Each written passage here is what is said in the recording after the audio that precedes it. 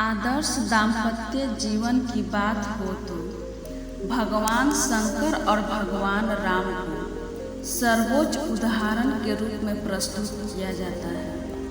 भगवान शिव और पार्वती के बीच का संपूर्ण जीवन मानव समाज को प्रेरणा देता रहेगा।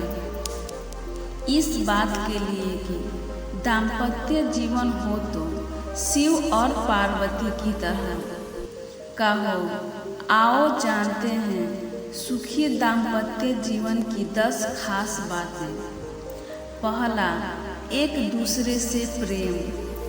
राजा दक्ष प्रजापति की पुत्री दक्षा को कैलाश पर रहने वाले वैरागी शिव से प्रेम हो गया तो उन्होंने उनसे विवाह कर लिया, लेकिन पिता को यह मंजूर नहीं था। पिता ने जब एक बार उनके पति का अपमान किया तो अपने पति का अपमान सह नहीं पाई और उन्होंने पिता के ही यज्ञ में कूदकर खुद को भस्म कर लिया। यह सुनकर भगवान शिव को अपार दुख और क्रोध उत्पन्न हुआ।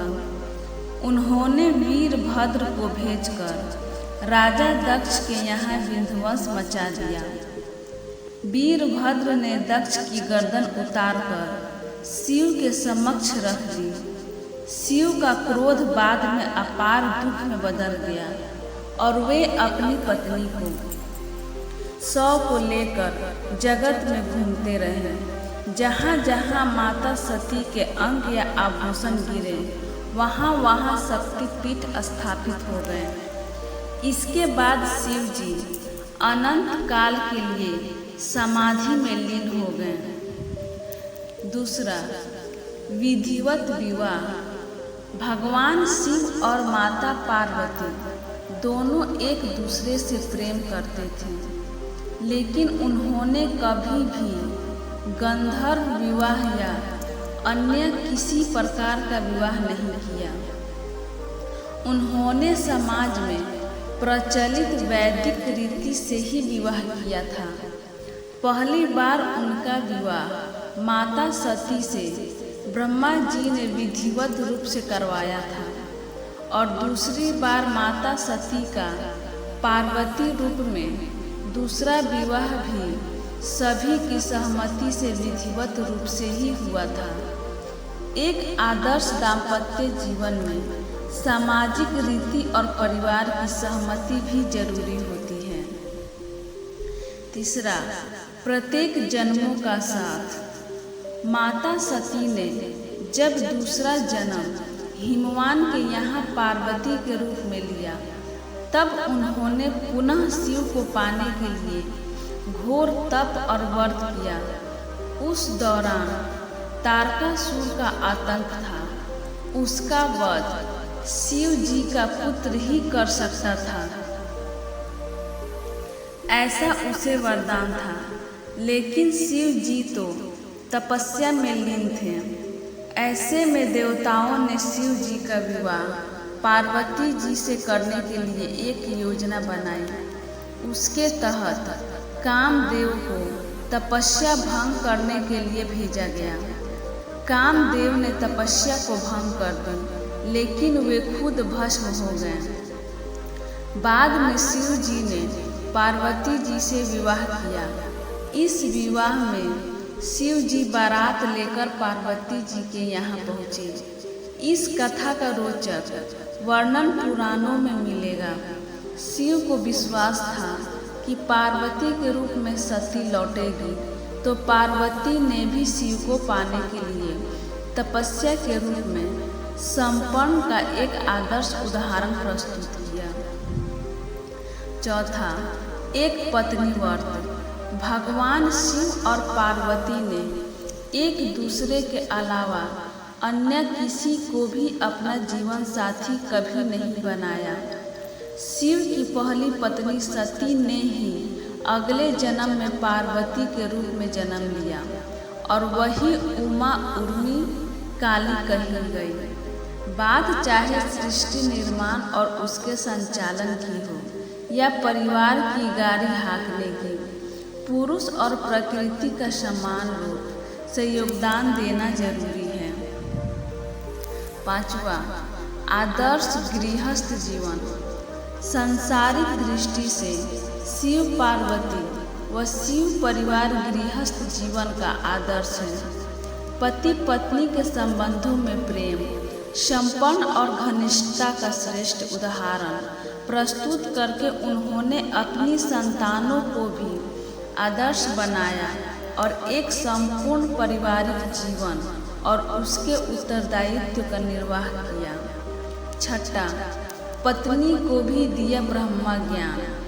भगवान शिव ने जब ब्रह्म ज्ञान प्राप्त किया था तो उन्होंने अपनी पत्नी माता पार्वती को भी इस ज्ञान को किस तरह से प्राप्त किया जाए यह बताया था।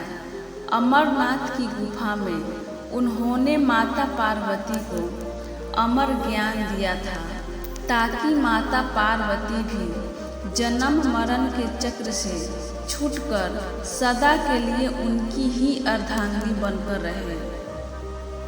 7वां, एक दूसरे के प्रति सम्मान। वैवाहिक जीवन में आपसी सामंजस्य प्रेम के अलावा एक दूसरे के प्रति सम्मान की भावना जरूरी है। नहीं है तो गृहस्थ जीवन में कलह रहता है। शिव के मन में माता पार्वती और पार्वती के मन में शिव के प्रति जो अगाध प्रेम और सम्मान की भावना है वह पूजनीय है। इससे प्रत्येक दंपति को सीख मिलती है। इसके कई उदाहरण पुराणों में हैं कि माता पार्वती ने शिव के सम्मान के लिए सब कुछ न्यौछावर कर दिया तो शिव ने भी माता पार्वती के प्रेम और सम्मान में सब कुछ। यदि दाम्पत्य जीवन में कोई पति पत्नी एक दूसरे का सम्मान नहीं करते हैं और उनके सम्मान की रक्षा नहीं करते हैं तो वह दाम्पत्य जीवन आगे चलकर असफल हो जाता है। 8वां, योगी बना गृहस्थ। भगवान शिव महान योगी थे और वे हमेशा ही समाधि और ध्यान में ही लीन रहते थे। लेकिन माता पार्वती का ये तब वह प्रेम ही था कि योगी बना एक गृहस्थ। गृहस्थ का योगी होना जरूरी है, तभी वह एक सफल दाम्पत्य जीवन का निर्वाह कर सकता है। भगवान शिव के साथ उल्टी गंगा बही।